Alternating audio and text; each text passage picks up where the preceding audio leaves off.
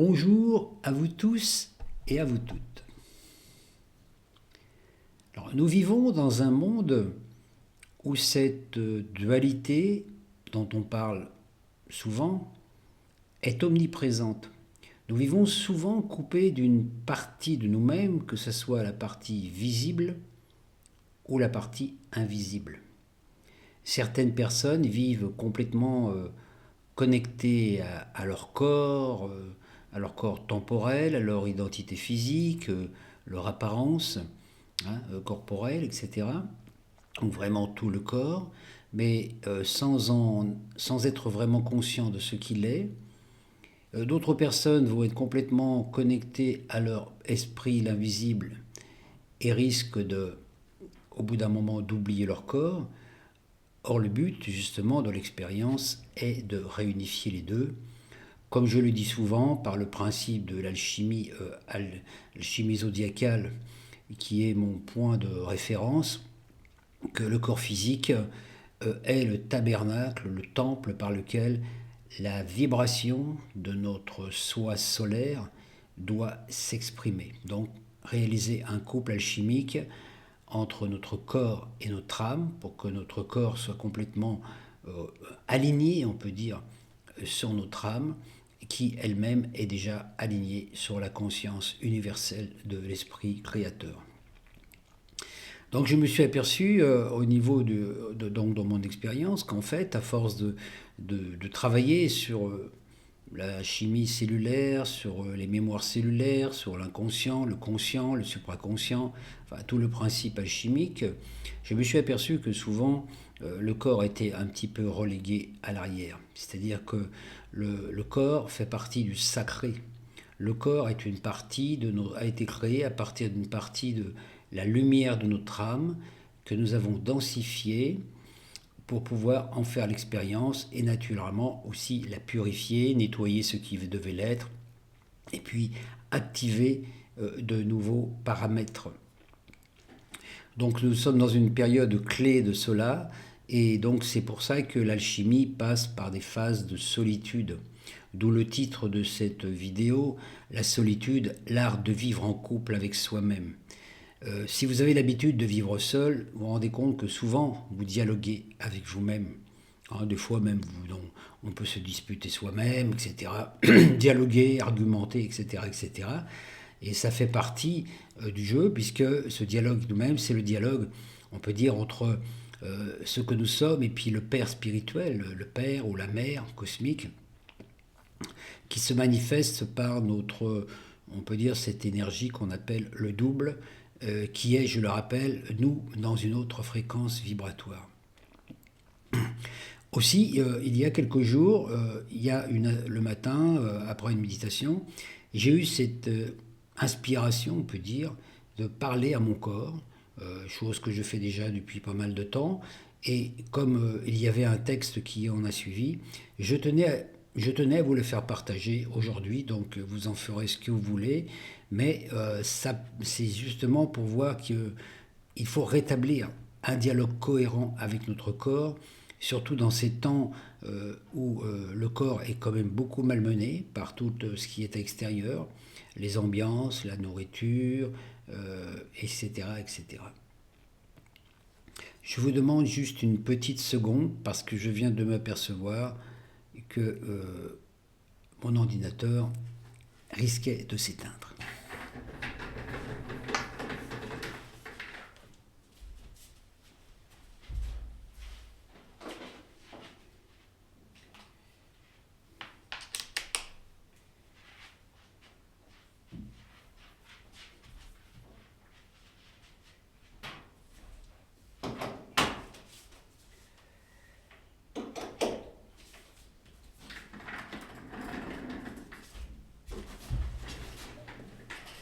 Je suis désolé pour cette interruption momentanée du programme, mais je ne pouvais pas refaire cette introduction puisque je travaille au fur et à mesure de ce qui m'est inspiré. Donc voici donc la conversation alchimique que j'ai eue avec mon corps. Ô corps, tu es mon compagnon pour la vie, mon ami. Nous ne pouvons être séparés. Où que j'aille, tu es avec moi. Dès que je déprime, tu en subis les conséquences. Dès que je chante avec joie, tu te réjouis. Je te demande pardon de ne pas toujours avoir pris suffisamment soin de toi. J'ai vécu à côté de toi. Je t'ai utilisé, épuisé, mal nourri, rejeté, maltraité, utilisé à outrance comme un objet utilitaire. M'isolant de toi pour trouver mon âme que je pensais être dans un univers lointain, inaccessible, pour toi, alors qu'en vérité tout cela n'était que mensonge. Au bout de cette longue errance, j'ai découvert que tu ne pouvais être éloigné de mon âme, puisque c'est elle qui t'a créé, qui te maintient en vie, en mouvement, qui par l'étincelle de mon cœur organise tout à la perfection en ton fonctionnement. Mon âme t'a créé afin que tu sois son temple, son palais, son royaume, et moi je ne suis que celui qui doit maintenir l'ordre harmonique parfait à partir duquel elle t'a ordonné. Je veux être ton ami et faire pour toi ce que l'on peut faire pour un ami, prendre soin de toi, de la nourriture dont tu as besoin, de la joie qui est indispensable à ton bien-être, car c'est en toi et par toi et avec toi que je peux enfin vivre les noces alchimiques entre la lune et le soleil, entre mon masculin, mon féminin, entre mon âme et toi. Pardonne-moi si je t'ai longtemps délaissé, mis de côté ou ignoré. Sans toi, je ne peux pas exister dans ce monde. Nous sommes nés ensemble et mourrons ensemble, mais avant cela, je veux connaître ces noces célestes, que mon âme et toi soyez un. Et je sais que c'est moi qui peux favoriser ou empêcher ces noces. Apprends-moi à mieux te connaître, à mieux prendre soin de toi, à t'aimer davantage, à subvenir à tes besoins, afin que je ressente enfin cette plénitude d'être dans un corps de chair, capable de ressentir l'amour humain et l'amour universel qui, depuis le cœur de mon âme, pulse jusqu'au cœur de mes cellules.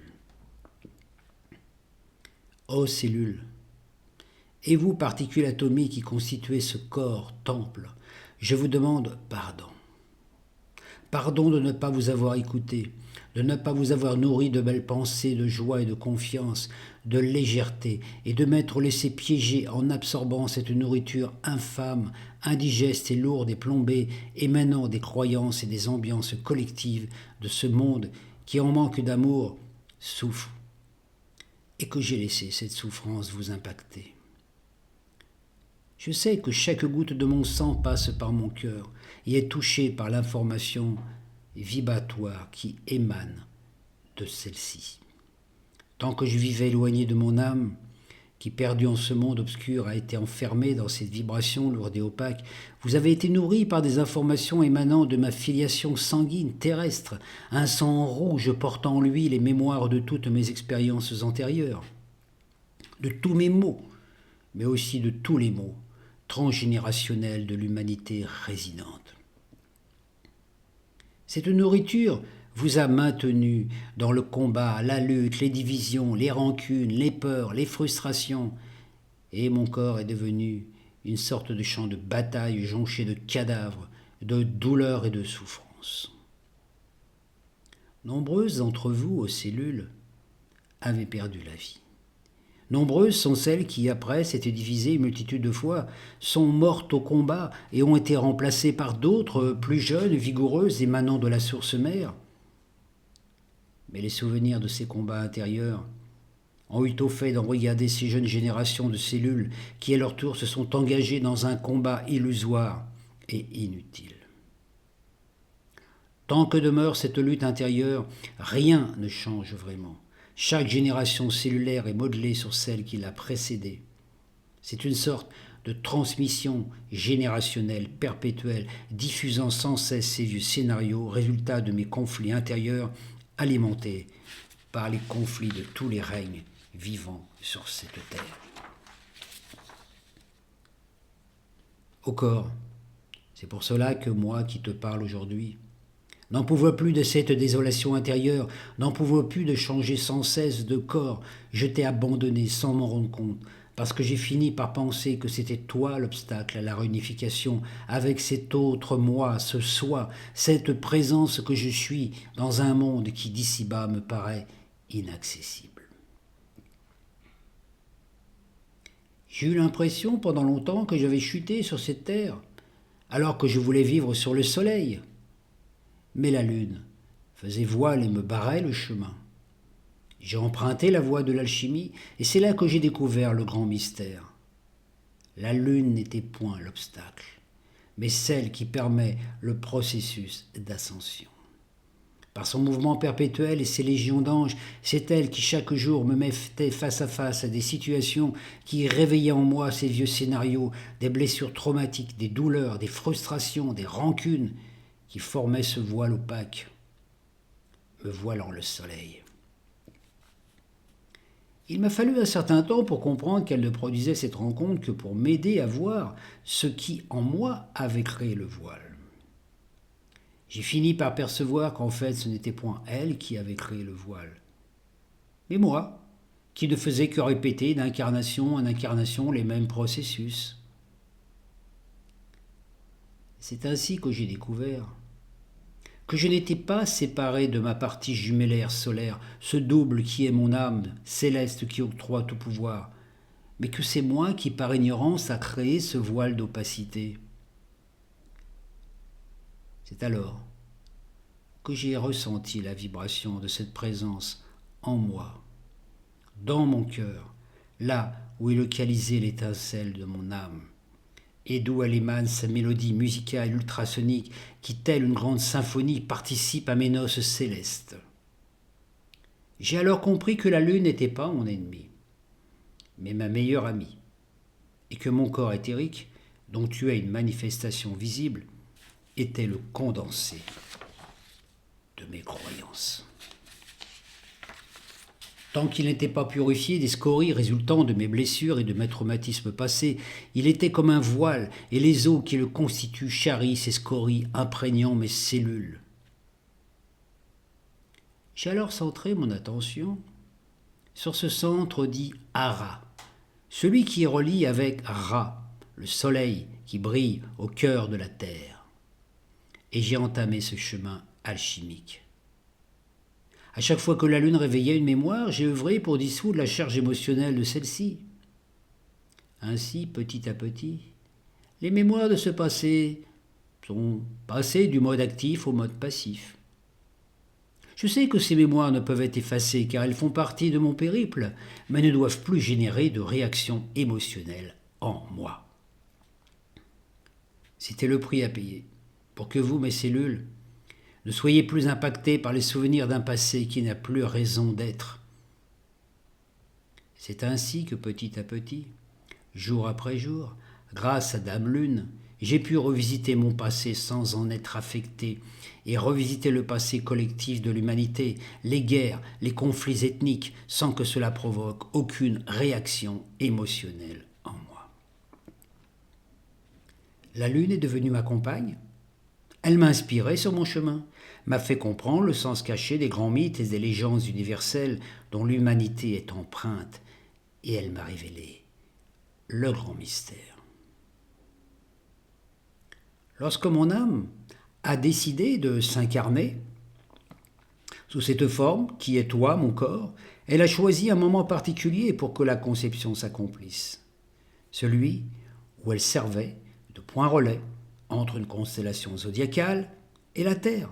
Et ce point précis, c'est l'endroit précis déterminant la signature astrologique de mon ascendant de cette vie. Ainsi ma personnalité, dont toi, mon corps, tu es le support, dispose de certains paramètres déposés lors de ma conception par mes parents. C'est ainsi que j'ai compris que la Lune ne pouvait être mon ennemie, puisque c'est elle qui avait fourni les matériaux pour te créer, toi, mon corps, et que toutes mes cellules, contenant les mémoires de toutes mes vies antérieures, étaient empreintes de ces informations. Ainsi, mon âme, le soleil, s'est projeté en ce monde via un archétype zodiacal choisi, et à qui il a confié celui-ci à la lune, afin qu'elle te conçoive, toi, mon corps, en tenant compte des mémoires transgénérationnelles provenant de mes vies antérieures, enregistrées en mon inconscient et mon subconscient. Et que moi, qui te parle en ce jour, je suis le pont entre les deux. Encore faut-il que je le consolide. Tant que je reste englué et imprégné des scories antérieures formant voile, je reste prisonnier du voile collectif et des mémoires transgénérationnelles collectives. Je reste soumis aux rayons lunaires, à la masse populaire, et reste une pauvre créature qui, se plaignant et gémissant, ne fait que perpétuer un avenir identique au passé. Par ce fait, je m'englue dans les mémoires marécageuses de mes émotions négatives impactant mes cellules. Et vous, cellules, vous restez prisonnières des informations véhiculées par ce sang rouge. Mais une autre voie m'a été révélée. Celle-ci consiste à nettoyer ce voile en fermant mon âme dans l'inconscient collectif et en nettoyant les scories au fur et à mesure qu'elles remontent à la surface jusqu'au moment où la lune, devenant transparente, laissera passer les informations de mon soi solaire. Le moment idéal pour célébrer ces noces, où mon âme, porteuse des vibrations de mon signe solaire, puisse féconder et épouser mon corps et toutes mes cellules. C'est pour cela, ô corps, que pendant des années et des années je me suis éloigné de toi, cherchant à traverser la lune pour toucher le soleil et ramener les fluides lumineux pour réaliser ces noces alchimiques. Dès que toi, corps, élaboré à partir des informations de mon signe zodiacal ascendant, permet aux énergies de mon âme solaire de s'exprimer, alors mon périple alchimique se termine. C'est pourquoi, ô corps, et vous, cellules, je vous parle en ce jour. Chaque goutte de mon sang qui passe au niveau de mon cœur reçoit l'empreinte génétique qui vous permet de prendre vie et de coopérer à l'organisation parfaite de ce corps. Deux possibles s'offrent à vous, ô cellules. Soit vous absorbez les informations émanant du sang rouge, porteur des mémoires de l'inconscient collectif, soit vous absorbez les informations ultrasoniques et musicales provenant du soleil source qui sont diffusées via l'étincelle solaire qui est la porte de mon âme. Je sais que cette étincelle n'est qu'un portail, une porte des étoiles, et qu'elle n'est pas impactée par ce qui se passe en ce monde terrestre. Elle appartient à un autre monde, et c'est par elle que les informations du grand soleil pénètrent. À chaque instant, les flux du plasma solaire s'épangent depuis cette porte céleste et chaque goutte de mon sang peut en être imprégnée. Cette reliance apporte une transmutation radicale. Et vous, cellules, vous en êtes les dépositaires. Je sais que vous êtes élaborés à partir de cette substance plasmique, dite particules adamantines, qui, dans leur descente vers la densité, deviennent des éons, des électrons, des protons, des noyaux cellulaires et des cellules, et qu'en vérité, toi, mon corps, tu n'as pas de forme figée, et qu'à chaque expire, tu meurs. Les particules se dissocient, et à chaque inspire, tu te reconstruis. La mort et la renaissance sont des processus permanents. Et vous, cellules, vous vous adaptez aux formes pensées que j'émets. Et toi, mon corps, tu te modèles selon mes vibrations et mes ressentis. Je n'ai jamais été séparé de toi. Ce n'était qu'une illusion. Mais à chaque fois que je pense à quelque chose, je deviens celle-ci. Et toi, tu suis le mouvement. Ce flux incessant de plasma solaire qui surgit de l'étincelle de mon cœur est de la pure énergie, amour et conscience, car les deux sont un. Le ciel, c'est la conscience, et l'amour, c'est la conscience manifestée sous forme d'énergie.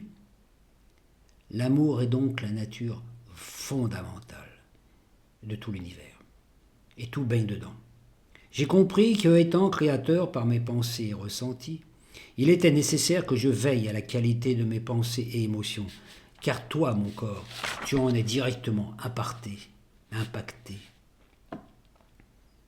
Tu es né d'une semence solaire, et ta fonction première est de rayonner, de te réjouir, de réjouir. La joie est le compagnon inséparable de l'amour. Quand j'ai découvert cela, l'envie m'a pris de partager avec tous, pensant ainsi œuvrer pour permettre à chacun de retrouver sa vibration, son vrai corps, sa vraie nature. Je me suis pas mal épuisé, car en ce monde, tout ce qui est vérité intérieure ne devient croyance que pour ceux qui le reçoivent. Je me suis évertué à partager, et je me suis rendu compte que ce n'était point la solution. On ne peut témoigner d'un processus qu'en devenant soi-même le témoin vivant de celui-ci. Il me fallait donc devenir un soleil vivant, tout comme l'avait démontré le grand maître nazaréen. Pour aimer le monde et tous les êtres et règne, il faut atteindre la dimension de l'amour intemporel et inconditionnel. Et c'est là que je me suis posé la question. Est-ce que je m'aime d'un amour inconditionnel ? Alors je me suis intériorisé. Je me suis rendu compte que non. C'est là que j'ai entamé ce dialogue avec toi, et que je me suis aperçu que dans ma quête intérieure, je t'avais quelque peu délaissé, alors que sans toi, je ne peux rien démontrer. C'est de mon ordre intérieur que s'établit mon ordre extérieur. Il me fallait donc encore plonger en cette ombre pour percevoir ce qui en moi n'était pas encore imprégné de cet amour. Fin du dialogue. Je vous laisse donc méditer sur cette réalité, on peut dire. Et pour finaliser ce dialogue, je vous propose un petit son cristallin pour envoyer cette information dans tout l'univers.